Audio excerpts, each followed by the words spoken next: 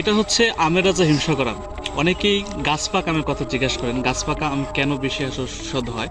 অনেকেই পাকা আমটা বেশি পছন্দ করেন, কিন্তু প্রকৃতপক্ষে গাছ পাকা আমের স্বাদটা হচ্ছে সবচেয়ে অসাধারণ। এটা দেখাই কাছে নেই।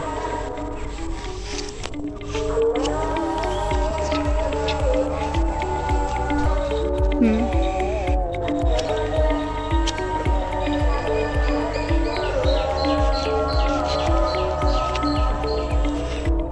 এই যে আমাদের সেই গাছ পাকা হিমসাগর।